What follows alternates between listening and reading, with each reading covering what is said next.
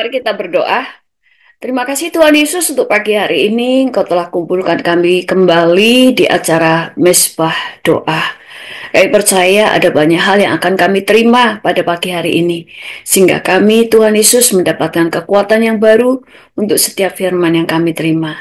Kami menyambut firman-Mu Tuhan dengan penuh ucapan syukur. Terima kasih di dalam nama Tuhan Yesus. Haleluya. Amin. Shalom, selamat pagi semuanya. Firman Tuhan pagi hari ini adalah jangan pernah takut akan masa depanmu. Kita baca di dalam Keluaran 3 ayat 7 sampai 9. Demikian firman Tuhan. Dan Tuhan berfirman, Aku telah memperhatikan dengan sungguh kesengsaraan umatku di tanah Mesir. Dan aku telah mendengar seruan mereka yang disebabkan oleh pengerah-pengerah mereka. Ya, aku mengetahui penderitaan mereka. Sebab itu aku telah turun untuk melepaskan mereka dari tangan orang Mesir dan menuntun mereka keluar dari negeri itu ke suatu negeri yang baik dan luas. Suatu negeri yang berlimpah-limpah susu dan madunya, ke tempat orang Kanaan, orang Het, orang Amori, orang Feris, orang Hewi, dan orang Yebus. Sekarang seruan orang Israel telah sampai kepadaku. Juga telah kulihat betapa kerasnya orang Israel, orang Mesir menindas mereka. Firman Tuhan ini adalah bagaimana Tuhan berbicara kepada Musa. Firman Tuhan berkata bahwa aku telah memperhatikan dengan sungguh kesengsaraan umatku di tanah Mesir. Nah, Tuhan memperhatikan dengan sungguh-sungguh apa yang terjadi atas umatnya di Mesir. Tuhan melihat kesengsaraan mereka dan telah mendengar seruan mereka yang disebabkan oleh pengerah-pengerah mereka. Di sini kuncinya. Tuhan itu mengasihi bangsa Israel. Benar kan? Karena bangsa Israel itu adalah keturunan Abraham. Bangsa ini adalah bangsa yang telah dijanjikan Tuhan. Karena Tuhan telah berjanji kepada Abraham bahwa keturunannya akan menjadi umatnya. Dan umatnya dan dia akan menjadi Allah bagi keturunan Abraham. Tuhan itu memperhatikan Israel. Tetapi Tuhan baru bergerak pada waktu Tuhan mendengar seruan bangsa ini. Dan dikatakan di ayat 8, sebab itu aku telah turun untuk melepaskan mereka dari tangan orang Mesir dan menuntun mereka keluar dari negeri itu ke suatu negeri yang baik dan luas, suatu negeri yang berlimpah-limpah susu dan madunya. Dan sekali lagi Tuhan mengulang di ayat 9. Sekarang seruan orang Israel telah sampai kepadaku. Juga telah kulihat betapa kerasnya orang Mesir menindas mereka. 2 kali Tuhan berkata bahwa Tuhan mendengar seruan bangsa Israel. Yang artinya bangsa Israel berseru-seru kepada Tuhan, mereka berdoa, mereka minta pertolongan kepada Tuhan, sehingga Tuhan memperhatikan mereka, Tuhan mendengar mereka. Bahkan firman Tuhan berkata bahwa sebab itu aku telah turun untuk melepaskan mereka. Kita tahu bagaimana pada waktu Israel di Mesir, Tuhan mau mengeluarkan mereka dari Mesir, Tuhan sendiri yang menuntun mereka berupa tiang awan dan tiang api. Tuhan tidak hanya mengirimkan seorang nabi, yaitu Musa, dan imam besar, yaitu Harun. Tuhan juga mendampingi bangsa Israel dengan malaikatnya. Tidak hanya malaikat, tapi dia sendiri juga turun menuntun bangsa Israel. Tetapi semuanya itu terjadi setelah bangsa Israel berseru kepada Tuhan. Nah, demikian juga dengan saudara dan saya. Tuhan mengasihi saudara. Tuhan tidak hanya mengasihi saudara, umat percaya. Tuhan juga mengasihi orang-orang di luar orang Kristen. Tetapi Tuhan mendengar mereka yang berseru kepada Tuhan. Demikian juga dalam hidupan kita. Kita perlu berseru kepada Tuhan. Nah, setelah kita berdoa kepada Tuhan, jangan takut atas hidupmu. Waktu saudara berseru dan berdoa kepada Tuhan, jangan cuma sekali. Setiap hari kita itu menyerahkan hidup kepada Tuhan. Kita tahu bahwa Tuhan itu punya rancangan di dalam kehidupan kita. Makanya firman Tuhan katakan bahwa aku tahu rancangan-rancangan apa yang ada padaku mengenai kamu, yaitu rancangan damai sejahtera, bukan rancangan kecelakaan. Yaitu di Yeremia 29 ayat 11, sebab aku ini mengetahui rancangan-rancangan apa yang ada padaku mengenai kamu. Demikianlah firman Tuhan, yaitu rancangan damai sejahtera dan bukan rancangan kecelakaan, untuk memberikan kepadamu hari depan yang penuh harapan. Dan apabila kamu berseru dan datang untuk berdoa kepadaku, maka aku akan mendengarkan kamu. Apabila kamu mencari aku, kamu akan menemukan aku. Apabila kamu menanyakan aku dengan segenap hati. Tuhan punya rencana yang besar atas hidupmu. Dia tahu rancangan-rancangan apa yang Tuhan sudah tuliskan mengenai kamu. Dia tahu persis apa yang dia tuliskan, rancangannya tentang hidup kita, yaitu rancangan damai sejahtera. Tetapi rancangan-rancangan itu terjadi. Firman Tuhan berkata, kalau di ayat 12, dan apabila kamu berseru dan datang berdoa kepadaku, maka aku akan mendengarkan kamu. Apabila kamu mencari aku, kamu menemukan aku. Apabila kamu menanyakan aku dengan segenap hati. Sekalipun Tuhan memperhatikan hidup kita karena kita anaknya, tetapi tidak serta-merta apa yang Tuhan rancangan dalam kehidupan kita jadi. Tuhan mau segala sesuatu jadi, tetapi saya sering menjelaskan, karena kita ini punya kehendak bebas, kita kadang-kadang bisa berjalan sendiri menurut apa yang kita percaya. Tuhan maunya kita jalan ke kanan. Tuhan punya rancangan di sana. Sepanjang jalan ke sana adalah perjalanan mujizat, bukan berarti tidak ada kesulitan. Tetapi di dalam setiap kesulitan itu ada mujizat, sampai kita juga akan mencapai apa yang Tuhan rancangkan. Tadi Tuhan sudah merancangkan untuk mengeluarkan bangsa Israel dari Mesir, dan Tuhan akan membawa ke tempat yang baik. Alkitab tadi berkata, Tuhan ingin membawa mereka ke suatu negeri yang baik dan luas, suatu negeri yang berlimpah-limpah susu dan madunya.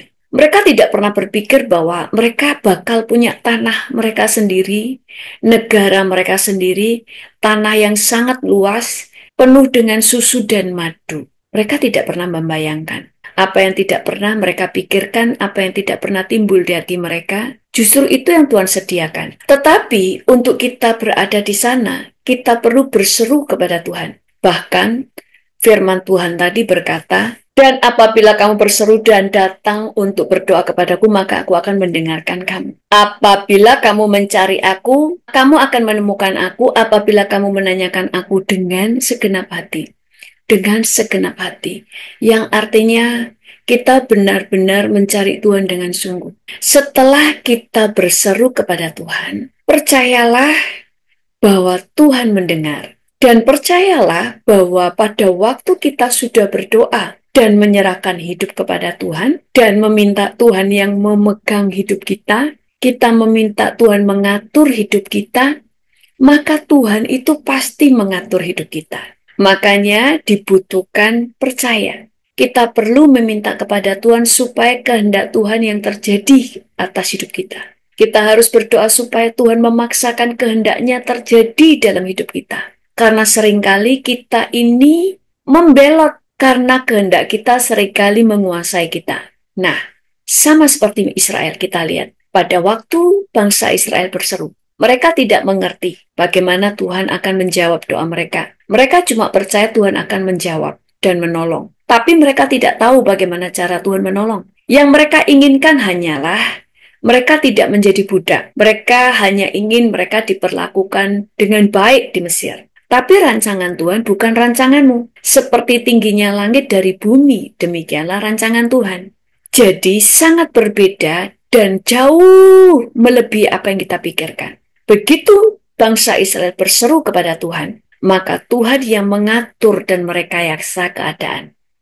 Mereka tidak pernah membayangkan ada seseorang yang diutus Tuhan, yaitu Musa. Musa menuntun mereka keluar dari Mesir, dan mereka tidak pernah membayangkan mereka bisa melihat Allah mereka turun ke bumi berupa tiang awan dan tiang api, dan bersama malaikatnya menuntun mereka keluar dari Mesir. Mereka bisa melihat bagaimana laut terbelah. Tuhan menuntun perjalanan mereka. Di dalam setiap perjalanan mereka bukan hal yang mudah. Ada banyak kesulitan, ada banyak tantangan. Tetapi mereka melihat mujizat demi mujizat. Sampai akhirnya mereka sampai ke Kanaan. Walaupun ada banyak orang yang gugur di tengah perjalanan, termasuk Musa, karena mereka tidak masuk ke tanah Kanaan. Nah, ini menunjukkan banyak orang berseru. Kenapa? Karena bangsa Israel setelah berseru, lalu mereka menggerutu dengan cara Tuhan. Mereka lebih suka dengan cara mereka. Mereka hanya ingin tetap ada di Mesir, tapi nggak dianiaya. Tapi Tuhan punya rencana yang jauh lebih besar. Mesir punya negara sendiri, punya rajanya sendiri. Kamu juga akan mempunyai negara sendiri. Dan akulah rajanya. Karena pada mulanya Tuhan ingin menjadi raja bagi Israel. Sebelum bangsa Israel meminta raja, yaitu manusia. Saya mau sampaikan bahwa rancangan Tuhan itu besar. Pada waktu kamu berdoa, pada waktu engkau berdoa untuk anakmu, waktu engkau berdoa untuk masa depanmu, waktu engkau berdoa untuk keluargamu yang belum percaya Yesus, percayalah Tuhan sedang bekerja dan akan bekerja sampai akhir.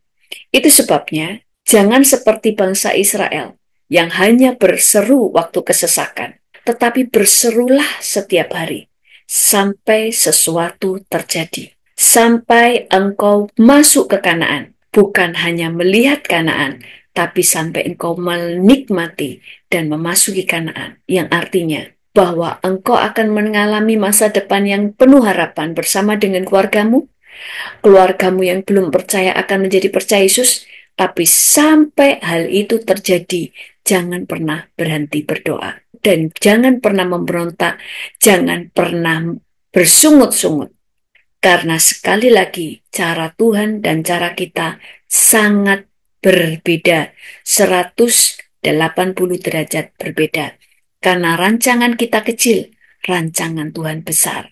Tuhan yang akan menuntun engkau, bahkan Tuhan tahu dengan siapa engkau harus bertemu, kemana kau akan melangkah, sehingga engkau akan dipertemukan dengan orang-orang tepat. Tuhan juga akan menyingkirkan orang-orang yang akan menghambat perjalanan. Tapi Tuhan juga akan mengirimkan orang-orang yang bisa mempertajam imanmu, mempertajam keahlianmu, mempertajam kedewasaanmu. Tuhan akan memakai banyak orang untuk berada di sekitarmu. Itu sebabnya pada waktu kita setelah berdoa, minta tuntunan Tuhan, maka percayalah segala sesuatu yang terjadi dalam kehidupan kita, baik ketemu dengan orang, baik keadaan, semua dalam kendali Tuhan, dan semua ada seizin Tuhan. Karena kita sudah berdoa, maka segala sesuatu adalah rekayasa yang Tuhan atur untuk membawa kita sampai kepada tujuan. Dengan siapa kita bertemu? Mungkin kita dikelilingi orang-orang yang jahat, orang-orang yang mengkhianati kita. Jangan mengeluh, karena itu adalah bagian dari rencana Tuhan. Pada waktu Yusuf tahu bahwa dia akan menjadi seorang pemimpin, maka Tuhan yang mengatur dengan siapa dia akan bertemu, di mana dia akan menjadi budak. Tuhan izinkan dia bertemu dengan seorang istri Potifar yang selalu menggodai dia. Bukan berarti Tuhan yang menyuruh istri Potifar untuk menggodai Yusuf, tetapi Tuhan tahu bahwa nanti istrinya Potifar akan jatuh cinta kepada Yusuf. Tapi Tuhan tidak menghindarkan dia dari tante Potifar. Tuhan izinkan dia bertemu dengan Potifar karena Tuhan mau dia masuk penjara. Semuanya Tuhan atur. Nah, Yusuf sekalipun tidak mengerti, dia tidak mengeluh, dia tidak memberontak, tetapi dia percaya. Sehingga Tuhan membawa dia sampai kepada tujuan, yaitu menjadi Perdana Menteri Mesir. Sekalipun dia harus melewati, dia dibuang, dia dijual, dan menjadi budak, digoda, terus masuk penjara. Dia dikhianati banyak orang. Tetapi di dalam setiap perjalanannya, tetap dia melihat mujizat, dan tetap dia menjadi kepala. Waktu jadi budak, dia menjadi kepala budak. Waktu dia di penjara, Tuhan angkat dia menjadi kepercayaan sipir penjara. Sehingga dia yang mengatur para kriminal, para tahanan-tahanan raja. Dia yang mengaturnya. Yang artinya dia menjadi kepala. Dan kemudian dia menjadi kepala di antara orang Mesir, bahkan keluarganya. Jadi pada waktu saudara berdoa kepada Tuhan, berdoa untuk pernikahanmu, berdoa untuk anak-anakmu, berdoa untuk keluarga besarmu, berdoa untuk jodohmu, apa saja yang kau sedang doakan, maka percayalah Tuhan berfirman bahwa doa orang benar besar kuasanya, yang artinya Tuhan mendengar doa orang benar. Siapakah orang benar? Orang percaya kepada Yesus adalah orang benar. Yang kedua, orang benar adalah orang-orang yang percaya bahwa Tuhan sanggup menjawab doa. Itu adalah orang benar. Jadi, izinkan Tuhan bergerak. Mungkin engkau belum mengerti, tapi izinkan Tuhan merekayasa keadaan untuk membawa kamu menuju kepada rencana Tuhan yang sempurna. Itu sebabnya jangan mengeluh. Di tengah perjalanan engkau akan bertemu dengan orang-orang yang menyakiti hatimu.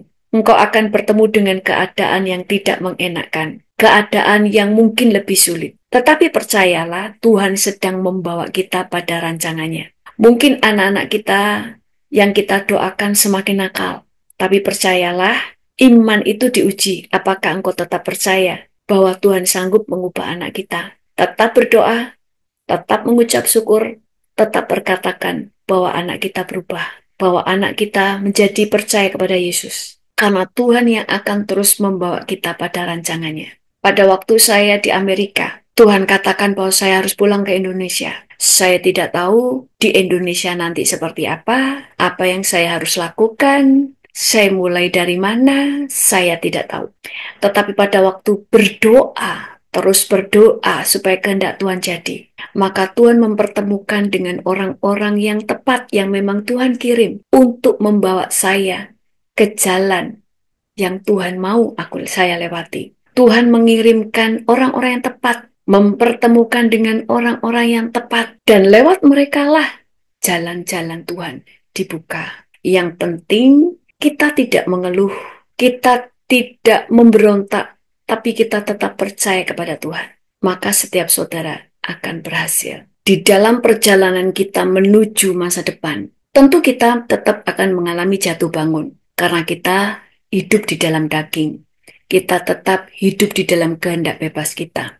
Sekalipun kita mengatakan kepada Tuhan, aku serahkan hidupku ke dalam tanganmu, biarlah kehendakmu yang jadi dalam kehidupan kita, tapi seringkali kita memberontak di tengah jalan. Tapi kalau kita sudah berdoa setiap hari kepada Tuhan, minta Tuhan menuntun, maka sekalipun kita jatuh, ada banyak perkara yang buruk terjadi karena kejatuhan, karena kebodohan kita, karena pelanggaran kita. Tapi kalau kita sudah berdoa, maka Tuhan bisa merekayasa keadaan, membuat yang buruk menjadi baik. Sekalipun sesuatu yang buruk karena dosamu, karena kebodohanmu, pada waktu kita sudah berdoa, Tuhan sanggup mengubah yang buruk menjadi baik, kutuk menjadi berkat. Sekalipun musuh-musuhmu merancangkan yang jahat kepadamu, dan mungkin kelihatannya rancangan dia terjadi, tetapi selama setiap hari kita menyerahkan hidup kepada Tuhan dan minta supaya kehendak Tuhanlah yang terjadi dalam kehidupan kita, maka semua rancangan yang jahat dari musuh kita, sekalipun seakan-akan mereka berhasil dengan rancangannya, Tuhan bisa mengubah kutuk menjadi berkat. Karena di tangan Tuhan itu nggak ada sesuatu yang sulit. Sekalipun engkau sudah jatuh di lubang maut sekalipun, tangan Tuhan bisa mengangkat kita dari sana. Sekalipun kita telah menghancurkan segala sesuatu, Tuhan sanggup membangunnya kembali. Apa yang tidak bisa Tuhan rubah? Apa yang tidak bisa Tuhan bangun kembali? Apa yang tidak bisa Tuhan perbuat? Bukankah firman Tuhan berkata bahwa tidak ada yang mustahil bagi Tuhan? Karena di dalam Ayub 42 ayat 2 berkata, Tuhan sanggup melakukan segala sesuatu dan tidak ada rencananya yang gagal. Jadi, Kalau saudara saat ini punya pergumulan, punya hutang, dikhianati, saudara ditipu, saudara bangkrut, pernikahanmu hancur, anak-anakmu hancur, mungkin anak-anakmu sudah di penjara, mungkin saudara sekarang sedang sakit, saudara merasa tidak punya masa depan, saudara yang tidak bisa sekolah, bahkan saudara yang tidak naik kelas, atau saudara yang broken home, tidak ada yang tidak bisa Tuhan rubah. Selama kita berseru kepada Tuhan, firman Tuhan berkata bahwa aku sendiri yang turun untuk menolong mereka. Mari kita berdoa. Untuk setiap saudara yang di dalam pergumulan, angkat tangan saudara, kita akan berdoa. Tuhan, kami mengucap syukur. Setiap kami pernah mengalami kegagalan. Bahkan mungkin ada di antara anak-anakmu ini yang saat ini dalam pergumulan berat, mengalami kebangkrutan, kegagalan, dikhianati, ditipu. Mungkin ada yang saat ini sedang sakit. Kami mengingat saudara kami Pak Ramuyan yang sedang sakit kanker. Kami percaya dia tidak kanker. Engkau telah menyembuhkan dia di dalam nama Yesus. Karena Engkau tidak pernah merancangkan Pak Ramuyan sakit, Engkau merancangkan dia sehat untuk melayanimu sampai akhir. Dan saat ini kami juga berdoa untuk setiap orang yang mengalami kebangkrutan, ditipu, dikhianati. Tuhan, Engkau tidak pernah merancangkan yang buruk. Engkau telah menuliskan segala masa depan yang indah, masa depan yang penuh harapan kepada setiap anakmu satu persatu. Baik untuk mereka pribadi, untuk pernikahan, dan untuk anak-anaknya. Dan tidak ada rencanamu yang gagal. Dan kami percaya Engkau dapat membangun kembali yang runtuh. Dan Kau dapat meluruskan kembali jalan kami yang bengkok. Dan Kau dapat mengubahkan kutuk menjadi berkat. Sehingga apa yang Kau rancangkan terjadi di dalam kehidupan kami. Terjadi pada pernikahan, terjadi pada keluarga kami, terjadi kepada usaha kami, semuanya dipulihkan. Dan kalau ada di antara keluarga dari anak-anakmu yang belum percaya Yesus, Tuhan, Kau yang merekayasa keadaan dan memaksakan kehendak-Mu, sehingga keselamatan terjadi pada seluruh keluarga kami, dan tidak ada satupun yang terhilang. Kami bersyukur kepadamu Tuhan, terpujilah nama-Mu dalam nama Tuhan Yesus. Haleluya. Amin. Tuhan Yesus memberkati, sampai bertemu kembali besok pagi di Mezbah Doa. Jangan lupa subscribe dan bagikan video ini kepada teman-teman dan kepada keluarga. Tuhan Yesus memberkati.